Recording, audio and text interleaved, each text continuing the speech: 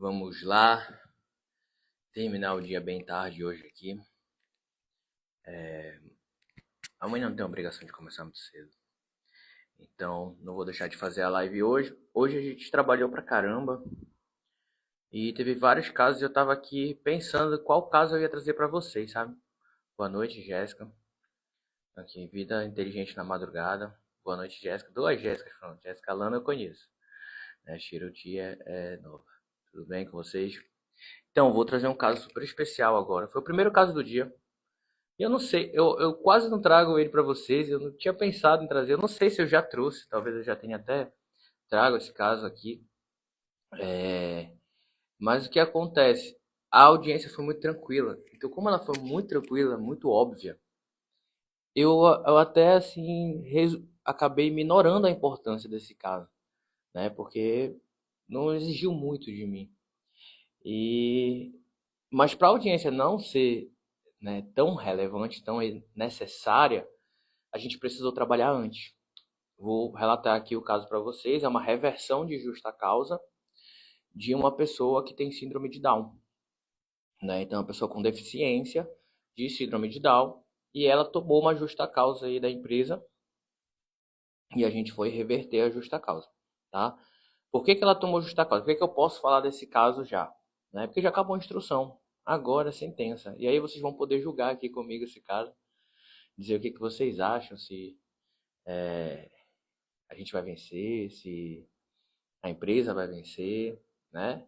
Vamos poder fazer isso aqui. E no final a gente vai analisar quais eram os conhecimentos que vocês precisavam para poder atender um caso desse, né? De uma pessoa com síndrome de Down ali.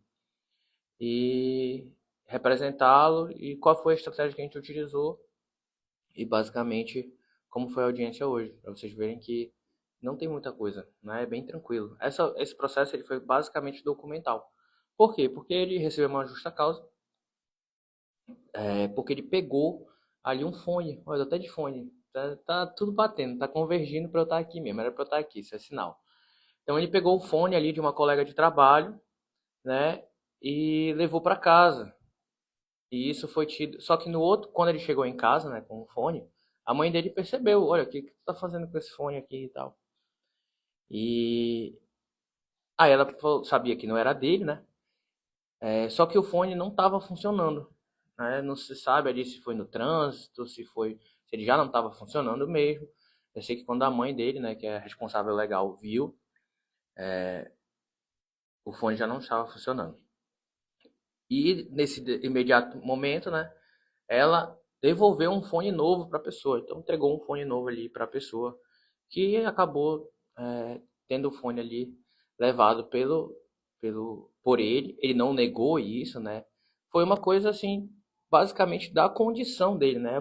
Essas pessoas elas não têm essa maldade, né? Não foi para ele ficar, não foi para furtar, não tinha essa intenção de furtar um fone.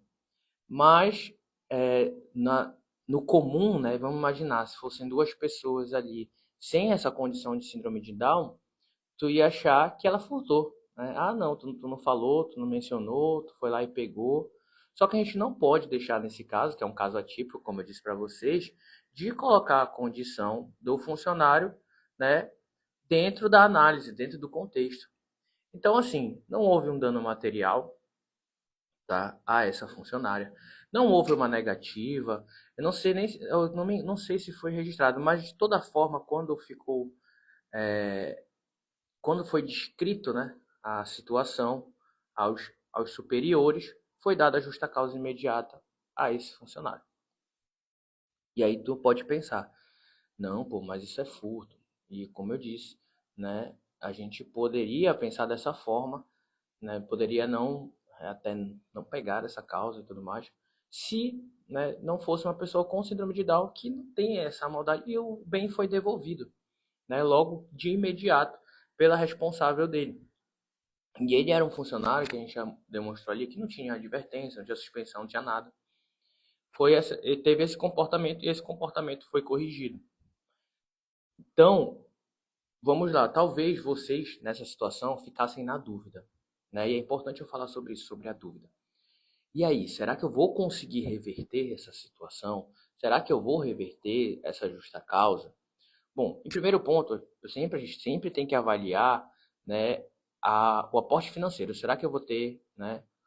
E aí entra, por exemplo, dispensa discriminatória, né? Porque, olha, houve uma dispensa diante de um comportamento que, para mim, é típico da condição dele. Então, provavelmente, isso ali, e isso já é presumido, né? Tem uma súmula que presume aí a dispensa discriminatória quando a pessoa tem, ela ali, uma pessoa com deficiência, de algo que existe um estigma, né? E existe um estigma sobre o síndrome de Down. Essa súmula nasceu, por exemplo, sobre o estigma do HIV, né? As pessoas eram dispensadas por essa condição. Se tiver outro tipo de doença aí que a pessoa aporte, né? Pessoa com deficiência ou alguma doença que carrega esse estigma, a gente tem essa presunção. Então, presumidamente, o tribunal já falou, olha, atente-se, já me deu sinal aqui como advogado, atente-se nessas situações em que a pessoa tiver uma condição distinta daquelas, né, que a gente está acostumado, porque pode ser uma dispensa discriminatória. E aí, diante da situação, falei, será que não se aproveitaram para dispensar ele? Vamos ouvir mais do relato, né? E a gente mencionou, falou, olha, não teve advertência, não teve outra suspensão, até então não tinha nada. Esse é o relato que a gente recebeu, não havia nenhuma documentação sobre outras punições. E a gente levou isso ao juízo, né? A contestação trouxe uma advertência por um fato diferente. Na verdade, ela trouxe um fato, na verdade, de ele no banheiro ali, mexeu com outro funcionário, né? Dentro do banheiro masculino ali, quis conversar com outro funcionário dentro do banheiro, foi olhar por cima ali do guichê do funcionário. O funcionário, epa, que isso? Aí ele saiu, divertiram ele, nunca mais ele fez isso. Não sei se teve uma outra situação parecida, mas foram situações leves, né? E que não foram repetidas depois que ele foi instruído. E que claramente, né, advém da síndrome de Down, são típicas ali da condição. E que não geram, assim, uma punição absurda, né? A primeira coisa que a gente tem que pensar na RT, a mãe dele vai ter que estar como representante, né? A gente tem que colocar ela também no polo ativo, já é uma pessoa com síndrome de Down. A segunda coisa era como era esse tratamento da empresa com ele cotidianamente. Será que já não existia o estigma?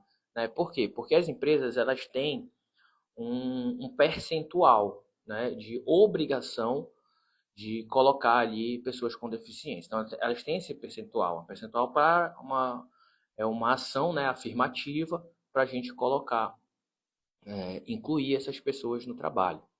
Só que assim, existem diversos modos, né, diversas situações aí de pessoas com deficiência, visão monocular, algum membro amputado parcialmente, tem várias situações, né? E às vezes, né, a empresa está ali buscando colocar esse percentual, vamos dizer que ela inclua uma pessoa com síndrome de Down, mas lá na frente ela fala assim, pô, não quero essa pessoa, quero trocar por uma outra que tenha uma lesão que me dê menos trabalho, né? Só que é um trabalho necessário. É um trabalho ali a empresa tem essa obrigação, nós todos temos essa obrigação, né, de acessibilidade. Então, de dar acessibilidade, de favorecer a acessibilidade, né? E então será que isso foi feito de fato, né? Ela preencheu o requisito formal talvez do percentual, mas será que não está com o intuito de substituir ele por outro e aí deu a justa causa? Será que ela tinha ela tinha, né? Porque é uma empresa grande, mas ela usava as ferramentas adequadas para para lidar com esse funcionário. Ela buscou orientação ou ela só colocou ele lá para preencher um percentual e deixou de lado, né? E aí todas as questões típicas da condição dele, quando se mostravam, ela agia, né? Se a mãe não tivesse devolvido. Bom, se a mãe não tivesse devolvido, seria algo complicado da gente reverter. Boa pergunta da Jéssica. Se a mãe não tivesse devolvido o fone, bom, aí seria complicado de reverter. Por quê? Porque aí a pessoa, né, que está ali Mas quando ela teve ciência, obviamente. Se ela não tivesse ciência, a gente conseguiria reverter da mesma forma. E conseguiria devolver no processo também. Então a gente instruiria ela a fazer a devolução do fone, do bem material, né? Mas se a partir do momento que ela teve ciência e devolveu, se ela tivesse ciência e não devolveu, ela estaria dando o aval da conduta dele. Aí realmente isso seria um problema, porque até a pessoa ali que o representa estaria de acordo com aquela situação. Né? Então, nesse fato, realmente seria complicado a gente reverter. Mas, obviamente, a gente instruiria a ela devolver o bem. Né? E discutiria o porquê que ela não devolveu, porquê que ela não fez isso, se ela foi impedida de devolver, se a pessoa não quis receber. Né? E aí entra de novo a dúvida, que foi o que eu falei no início. Eu estou na dúvida se eu vou conseguir reverter ou não. Eu vou entrar com esse processo, vou falar sobre a instrução já já, tá? Então a gente alimentou o processo, deu a narrativa, né? As provas basicamente são documentais, ou seja, existe outro documento que mostre que ele tinha condutas graves, se ele teve suspensão, advertência, né? Se ele teve esse caminho que levou à justa causa ou não, já foi aplicada a justa causa direto. Né? Para quê? Para a gente alegar a desproporção. Hoje, uma situação já gerou a justa causa e essa situação é uma situação típica da condição dele, né? E vocês já aplicaram a justa causa assim de imediato, não tentaram corrigir, mesmo que não houve dano, não havendo dano material, percebe, né? Então isso é documental, a empresa vai ter que trazer, né, que houve outras punições e houve duas advertências, né? Só que a progressão até a justa causa não é assim, duas advertências e justa causa. Né? Tu poderia progredir para uma justa causa se elas tivessem relação, por exemplo, mas elas não tinham. E todas as advertências que levaram, inclusive, né, eram de situações de comportamentos típicos de alguém que tem síndrome de Down. Então, é algo que deve ser adaptado à empresa, né? Ou em orientação, ou em condição ambiente, para impedir, né, que a postura do funcionário acabe prejudicando ali aquilo. E é fácil adaptar isso. A gente adapta para a gente não percebe, mas a gente adapta para as nossas formas. Né? Se a gente agisse diferente, seria de outra forma. A arquitetura, todo o comportamento ali da organização. Né? Quando o ser humano ele diverge daquilo, a gente vai lá, dá advertência, vai corrigindo ou normativamente ou até de forma arquitetônica. Né? Para impedir, por exemplo, pessoas de bisbilhotarem, né, outras pessoas no banheiro, existe uma forma, né, que a gente, por exemplo, banheiro feminino é diferente do masculino. Poderia colocar um guichê feminino do lado do masculino? Sim, mas a gente vai impedir isso, né, para que não tenha. Porque se tivesse, provavelmente a gente ia ter problema, né? Então, voltando a isso, quando existe essa dúvida, vocês têm que pensar no valor financeiro. Será que eu vou ter um retorno financeiro? Sim, a reversão de justa causa é uma das melhores demandas que tem. Vou até fazer um vídeo para vocês que eu separei o roteiro aqui recente. Vou colocar no Reels, que é aquele joguinho assim que é: você prefere isso ou aquilo, e colocar ações, né, para mostrar para vocês como só de saber o tipo de ação a gente já sabe, opa, essa aqui tem um benefício financeiro melhor. E a reversão de justa causa vai ter um bom retorno financeiro, né? Então, positivo, é uma grande ação para ser judicializada. E outra, ela parece aventureira para vocês? Percebe que existe ali um liame entre, poxa, como é que a gente vai ponderar isso? Né? A gente vai precisar de mais informações da empresa para ver se teve outras punições além dessa. Então, isso já mostra que alguma coisa a mais eu preciso de informação para definir qual é o caminho justo. E se eu preciso disso, isso mostra a importância do processo. Então, é mais um ponto para o processo judicial. A gente precisa do processo judicial para trazer outra parte, para escutar os outros pontos, para ver se ela tinha motivo mesmo para aplicar uma justa causa de imediato. Percebe? Não teve agressão, não teve nada. Foi uma questão ali que pegou um objeto que não era dele, né? Não existia uma malícia em relação a isso. Ele falou que ele pegou, né? O objeto foi devolvido, um novo, e ele tinha essa condição de síndrome de Down. Então a gente tem que tratar de uma forma diferente, né? Tem até que pesquisar. Vamos pesquisar isso aqui. Vamos ver se isso é comum de eles fazerem, se existe uma maldade e tudo mais, né?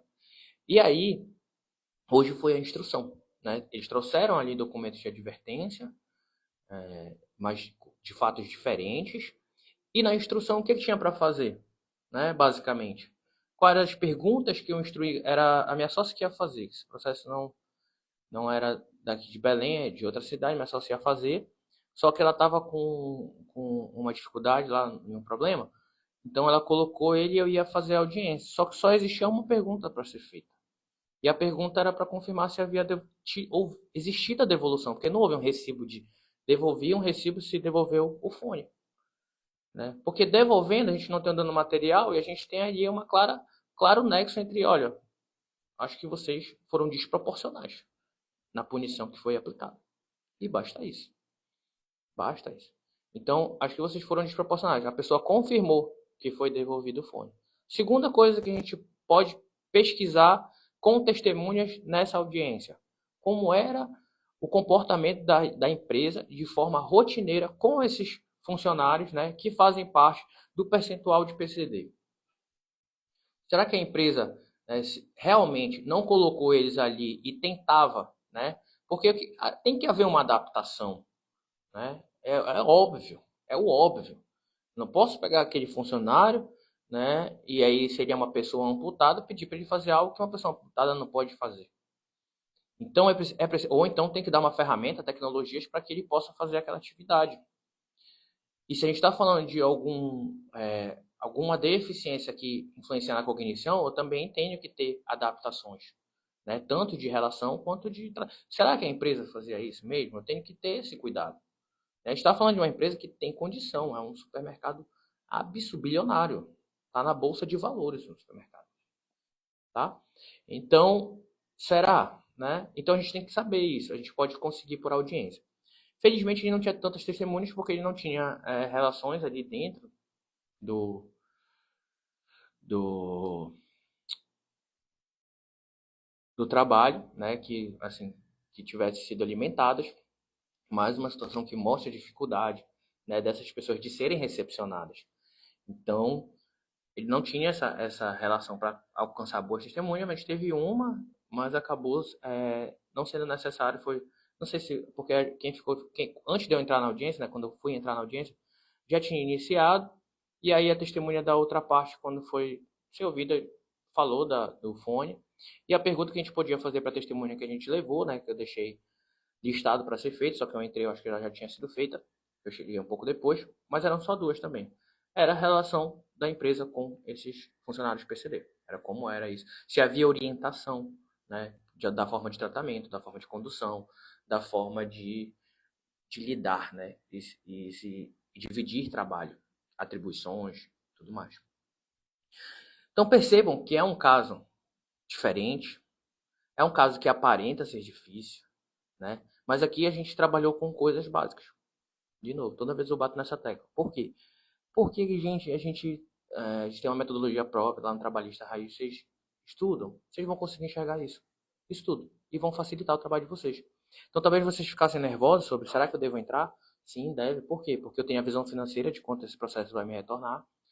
Eu tenho a visão probatória. Qual é a prova que eu vou construir? Eu não vou ficar perdido. Meu Deus, o que eu vou fazer? Porque nessa hora, a pessoa fica na audiência querendo buscar discriminação, mas a discriminação é presumida já, né? E a gente só precisa demonstrar a diferença, a discrepância entre a conduta e a punição aplicada. Então, para isso, o que a gente utilizou? Poucas perguntas, a devolução do bem, para mostrar que não houve dano material, né, e que houve uma boa fé ali de devolução, né, de tentar corrigir aquele ato que foi praticado, não havia uma má fé, e que ela está relacionada à conduta da pessoa, e os documentos que ela trouxe não foram cabíveis. Poderia trazer documento lá, por exemplo, se a empresa trouxesse vários documentos, advertência, suspensão, e eles fizessem sentido, se sustentassem, né, e justificassem aquela justa causa, ou seja, olha, já realmente ele já atropelou muito, né, a condição razoável até para a condição dele. Então, se houvesse isso, mas não houve. Mas se houvesse isso, tu não ia poder fazer nada. Tá entendendo? E aí tu poderia ter uma frustração, sim, mas ainda assim é um processo válido, porque tu não tem essa informação. Então tu não pode presumir essa informação. Se tu não pode presumir essa informação, tu tem que ir pro processo, tá? E esse é um processo que se justifica.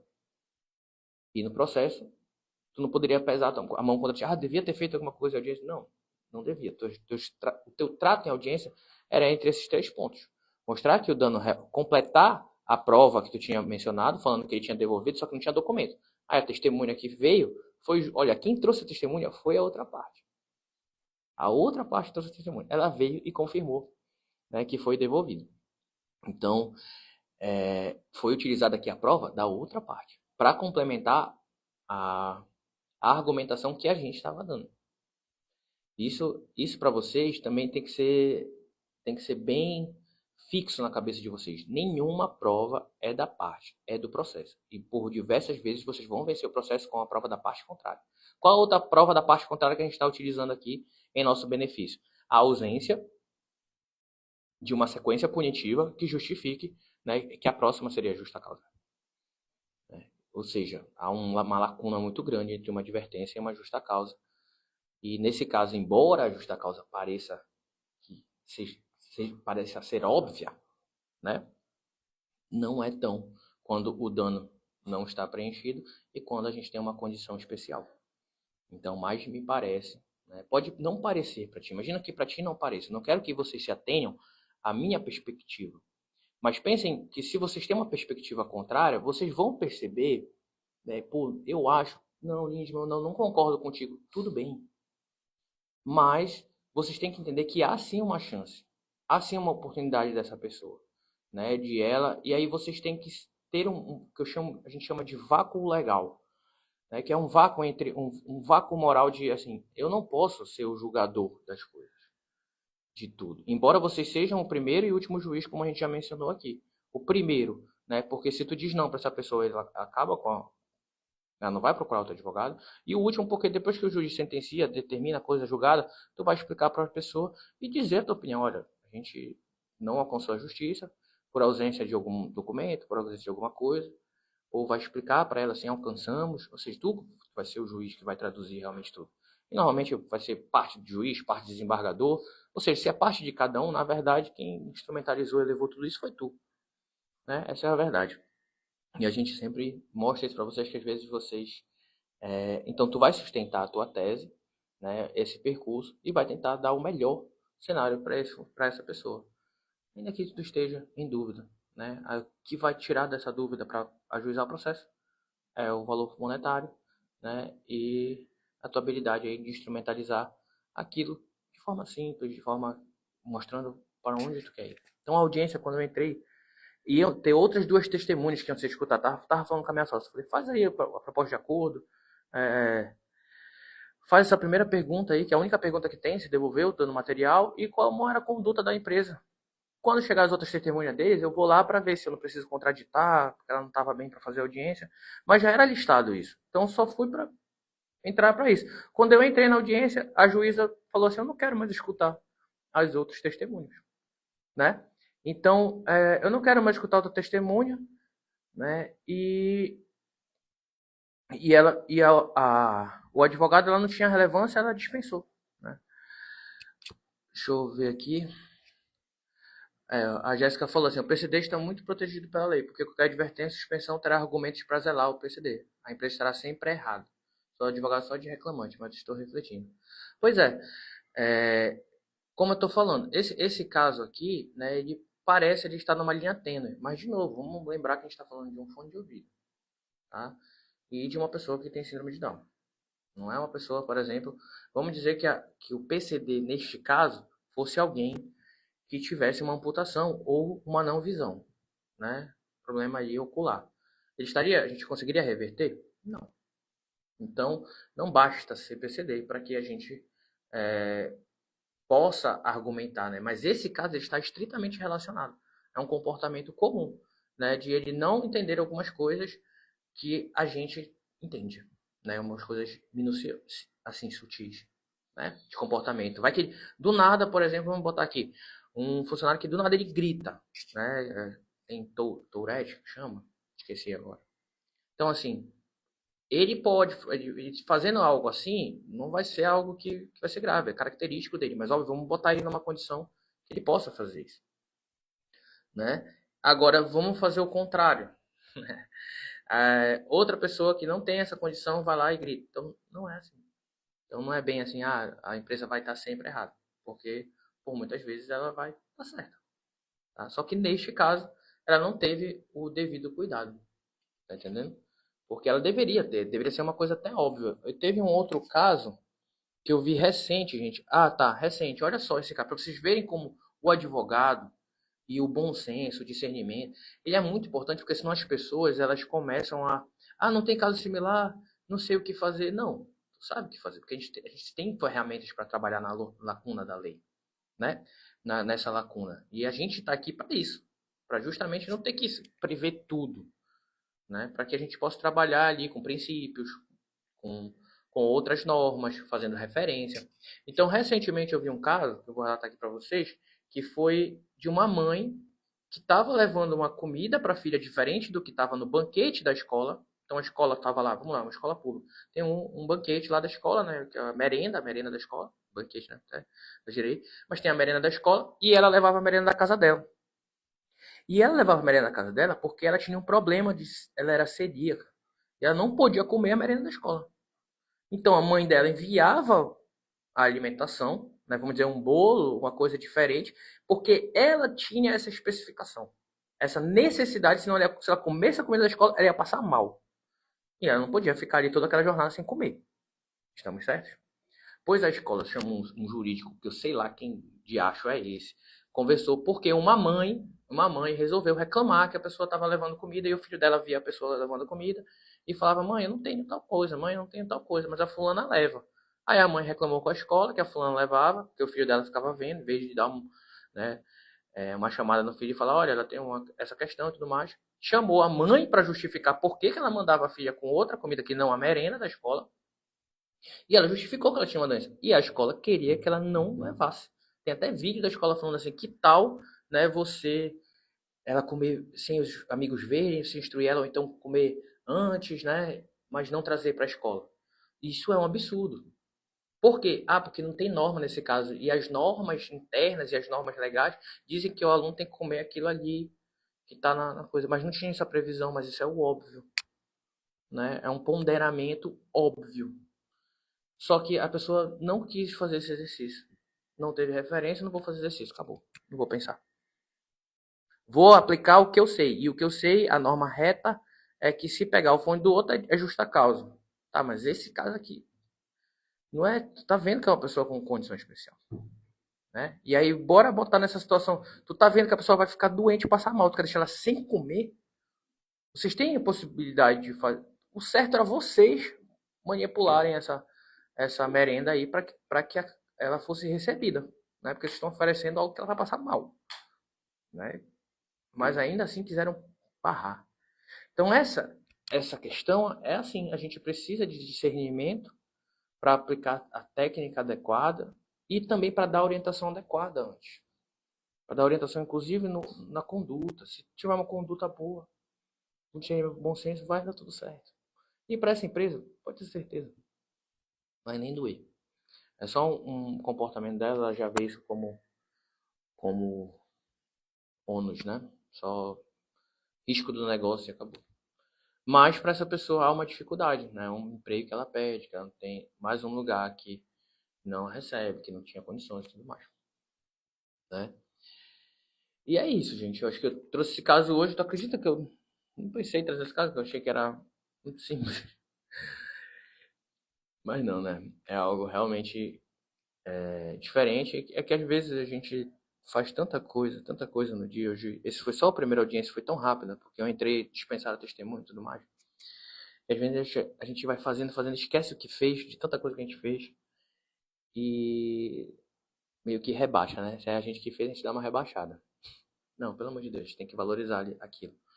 Então, esse trabalho, apesar de ser simples hoje, ele não foi simples no atendimento, teve todas essas reflexões, né? Esse trabalho. Então, quando acontecer isso com vocês, valorizem, porque se foi fácil hoje, porque houve um trabalho no atendimento, uma visão, toda uma construção ali que facilitou. E agora a gente vai ter a sentença. Né? A sentença não está na minha mão, mas o recurso está, se for necessário, como está da outra parte.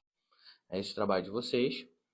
E estou dividindo aqui para que quando alcance vocês, né, os clientes de vocês também sejam abrilhantados. E, vou dar uma consulta para uma empresa. Opa, voltou. Sim, vou atender uma empresa, tem uma brilhante orientação, né, daquilo que é a melhor condução do caso.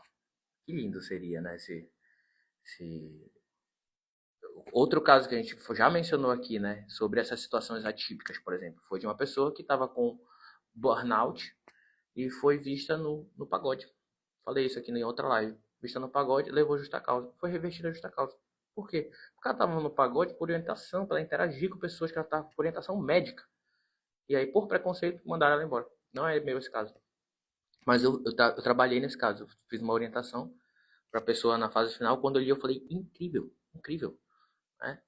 São essas questões que as pessoas só querem ir para o comum. Senso comum não dá. Então, você, advogado, tem que olhar com cautela, dar boa orientação, tudo mais. Hoje eu vi também uma do TST, que era uma pessoa que.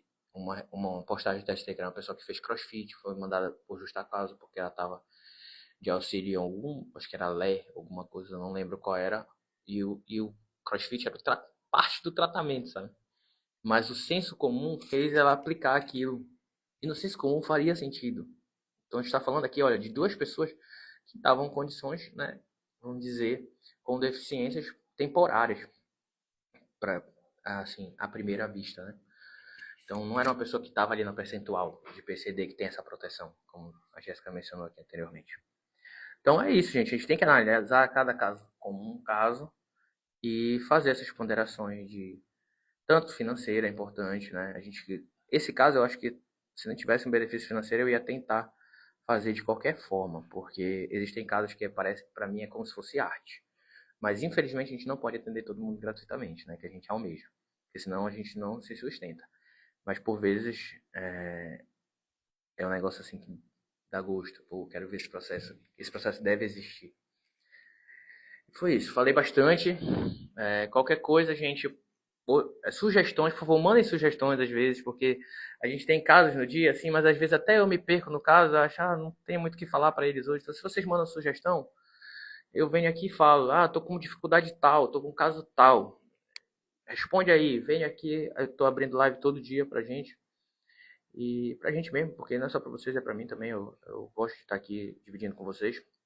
Então, manda que a gente vai ajudar. Tô com dificuldade no marketing, tô com dificuldade em captação de cliente. O que for, não interessa, né? A gente aqui já trabalhou com todos esses pontos, trabalha até hoje, né, nos bastidores, porque sem marketing não tem clientes, né? Atendimento, dúvidas, né, que o cliente envia, como falar com o cliente, seja qualquer coisa, tá? Pode mandar aí que a gente traz do bastidor para cá com vocês, tá bom? Só não consigo, né, abrir essa live. Eu abro sempre depois da academia, que é um momento que eu estou endorfinado, eu me sinto mais tranquilo para falar com vocês.